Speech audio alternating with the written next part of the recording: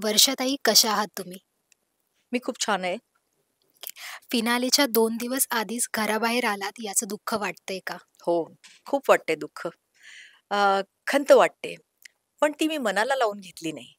मी समझोता केलाय त्याच्याशी आणि तो मी ज्या क्षणी मला हा निर्णय कळला आणि बिग बॉसनी सांगितलं, की या घराबाहेर जाणाऱ्या सदस्य आहेत वर्षा उसगावकर, असं जेव्हा बिग बॉसने अनाउन्स केलं, तेव्हाच मी त्या निर्णयाचा स्वीकार केला.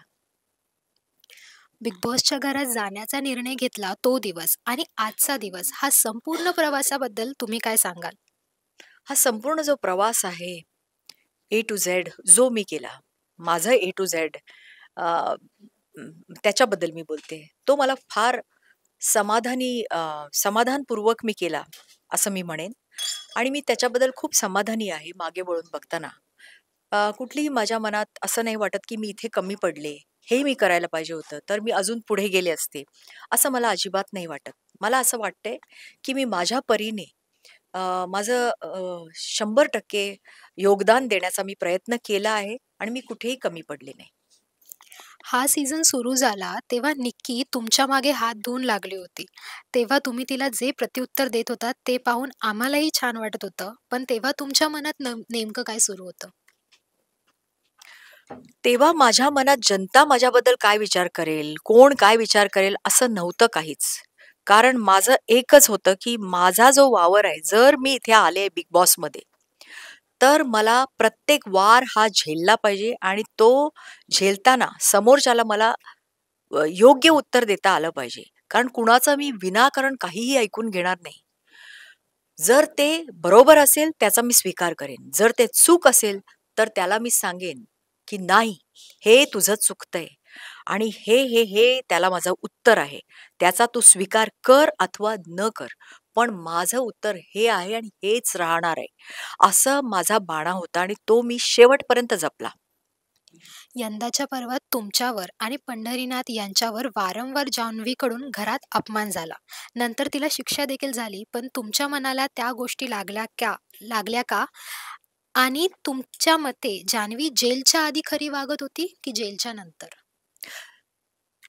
मग ती जान्हवी एरवी जी वागत होती ती मला असं नाही वाटत ती पूर्णपणे नाटकी वागत होती. ती चांगली वागत होती. ती नॉर्मल वागत होती. फक्त सुरुवातीला ती निकी बरोबर असताना तिने प्रांजळपणे कबुली दिलीच आहे, की मी थोडीशी दिसण्यासाठी तशी वागले. कारण मला माझा खेळ दाखवायचा होता. काहीतरी अतरंगी करायचं होतं. बिग बॉस म्हणजे काहीतरी असं एक थोडंसं मेलोड्रामॅटिक काहीतरी करायचं होतं, जेणेकरून माझी दखल घेतली जाईल असं तिला वाटलं. आणि ती म्हणाली, "मी पूर्णपणे चुकले." कारण मला तेच तिच्याबद्दल बोलायला आवडणार नाही खरं म्हणजे. कारण सगळेजण तेच बोलतात तिच्याबद्दल. मला तिची ही खरी बाजू जी आहे, की जी खरी जान्हवी होती, जी मला अ, जेलमधून बाहेर आल्यानंतर दिसली, तीच खरी जान्हवी आहे. आणि शेवटपर्यंत, आत्तापर्यंत माझं तिथून प्रस्थान होईपर्यंत आणि परत मी बिग बॉसच्या घरात गेले आणि सगळ्या सदस्यांना भेटले अ, अगदी एका दिवसानंतर. ती जान्हवी तशीच होती. तर ती खरीच आहे आणि ती कुठेही मला नाटकी वाटत नाही. पण जेव्हा ती टास्कमध्ये खेळते ना, तेव्हा ती एकदम काय म्हणतो काहीतरी संचारतं तिच्या अंगात आणि तिला असं वाटतं, की मी सर्वस्व पणाला लावीन, पण हा टास्क मी जिंकेन. ही जी तिच्यात ईर्ष्या आहे, जी ऊर्जा आहे, ती मला बघायला आवडते आणि मला कुठेही ती नाटकी वाटत नाही. मला वाटतं ती खरी आहे. 100% खरी आहे. बरं. जेव्हा तुमचा अपमान होत होता, अशा गोष्टी घडत होत्या, तेव्हा तुमचे सहकलाकार आणि प्रेक्षक सोशल मीडियावर तुमच्यासाठी भांडत होते, न्याय मागत होते आणि हे बाहेर आल्यावर आता तुम्ही पाहिलंच असेल, तर आता ते बघून तुम्हाला काय वाटतंय? खरं म्हणजे बाहेर येऊन मला अवघे काही तास झालेले आहेत. त्यामुळे खरंच मी ते अजून अनुभवलेलं नाही. पण मला ते एक काही जणांना भेटून कळलंय आणि मला खूप उभारी आली माझ्या मनाला, की महाराष्ट्राने माझ्या बाजूने ते प्रश्न विचारले या सदस्यांना, की "तुम्ही हे कसं करू शकता? हे आम्ही नाही सहन करणार." हे मला खूप छान वाटलं, की पूर्ण जनता माझ्याबरोबर आहे. माझे हितचिंतक, माझे फॅन्स त्यांनी हे विचारलं. अर्थात काही असतील, त्यांना वाटलं असेल, त्यात काय झालं? मग बिग बॉसच्या घरात गेल्यानंतर असं होणारच ना, असंही काही जणांना वाटत असेल. मला माहिती आहे. मला अजून माहिती नाही म्हणजे असं वाटत असेल, असा माझा अंदाज आहे. पण 90% जनतेने ते सहन केलं नाही. आणि हे मला ऐकून आता काही जणांकडनं आणि आता मला हळू ते कळणार आहे.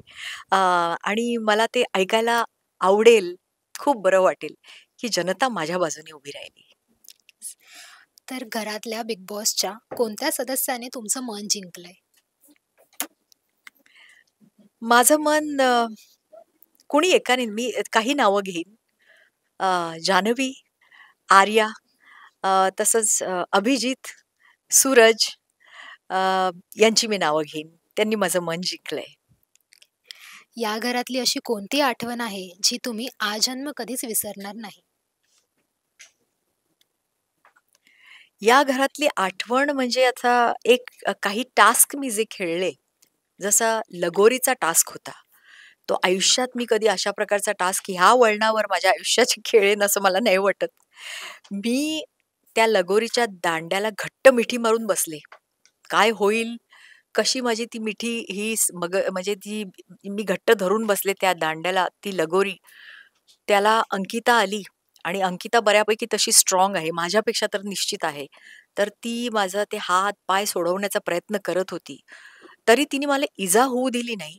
ती अजून शक्ती लावू शकली असती. मला वाटतं तिने 100% लावली नाही त्यावेळेला. याबद्दल मी तिला धन्यवादच देईन. पण बऱ्यापैकी तिने लावली आणि मी तिला भिडले तिला. कारण मला असं वाटलं, की तिला नडले. भिडण्यापेक्षा तिला नडले. तिची लगोरी मी पूर्ण होऊ दिली नाही. तिला न्यूसन्स व्हॅल्यू निर्माण केला. अडथळा निर्माण केला तिच्या मार्गात माझ्या परीने आणि ती लगोरी पूर्ण झाली नाही याचा मला आनंद आहे. मला वाटतं तो एक अविस्मरणीय असा क्षण आहे आणि म्हणूनच सांकाम्या आणि मालक हा टास्क आम्ही जिंकू शकलो कारण त्याला एक फिनिशिंग टच मी देऊ शकले. तसाच एक घोरपड घोरपडीसारखी मी धरणीवर उडी घेतली आणि माझे कॉइन्स जे आहेत त्या कॉइन्सच्या टास्कमध्ये अलीबाबाची जी गुहा होती, त्याच्यात मी ते कॉइन्स वाचवू शकले. तोही एक चांगला क्षण ज्याला मी विसरू शकत नाही. अ, या घरातला प्रवास जेव्हा तुम्ही पाहिलात त्यानंतर मनात काय आलं आणि काय भावना होत्या? काय, काय? घरातला प्रवास जेव्हा तुम्ही पाहिलात, तेव्हा त्यानंतर मनात काय आलं आणि मनातल्या काय भावना होत्या? प्रवास पाहिल्यानंतर काय भावना होत्या? प्रवास पाहिल्यानंतर एक तर बिग बॉसच्या घरात जाताना मला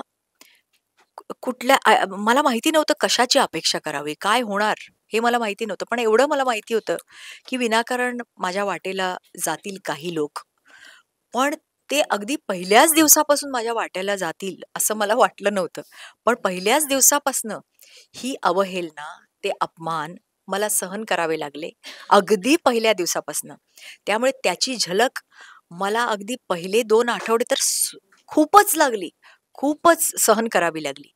पण ते मी झेलले वार आणि त्याला मी प्रत्युत्तर दिलं. त्यामुळे हा प्रवास हळू मी शिकत गेले, की काय असं असतं तर, असं असतं तर. एक नवीन मी शिकत गेले.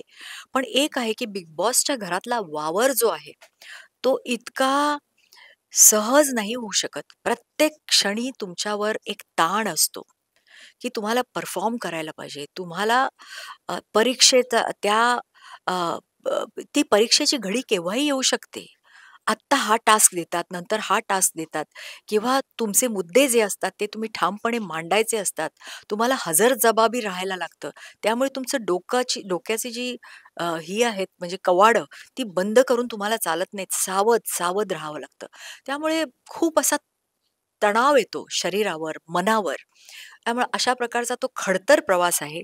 सापशिडीचा एक खेळ जसा असतो, तुम्ही गटांगळ्या खात असता, कधी वर, कधी खाली, कधी सापाच्या तोंडाशी, कधी त्याच्या शेपटाशी येता, कधी मध्येच येता. त्यामुळे कधी काय तुमची परिस्थिती होईल, कुठल्या पोझिशनला तुम्ही याल, काहीच सांगू शकत नाही. कोणता स्पर्धक बिग बॉसच्या घरात आला नसता तरी चाललं असतं, असं तुम्हाला वाटतं का?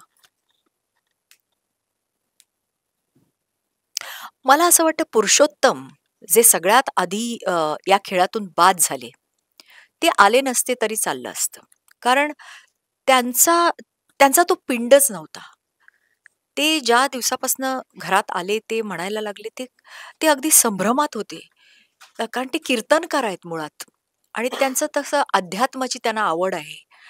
पण ते ह्याच्याशी समझोता करू शकले नाहीत या परिस्थितीशी.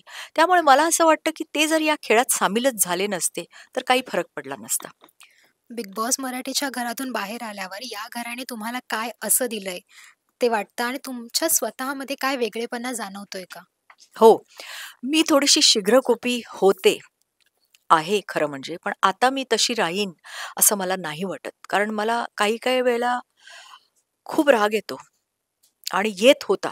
पण आता कसं आहे, आता खूप लवकर आहे हे. म्हणजे मी त्याच्याबद्दल नाही बोलू शकत. जर 1 आठवडा, 1 महिना मी अशी राहिले, अशी स्थितप्रज्ञासारखी, तर मी काहीतरी मिळवलं असं मी म्हणू शकेन. आता या क्षणाला मला असं वाटतंय, की मी अशी राहीन.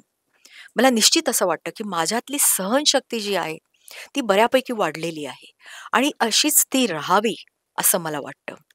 जाता जाता प्रेक्षकांना काय सांगाल?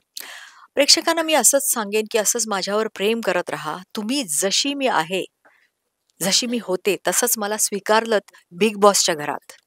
अं, आणि ह्याच्यापुढे माझ्यावर असंच प्रेम करत राहा, कारण तुमच्या प्रेमाला पात्र ठरेन.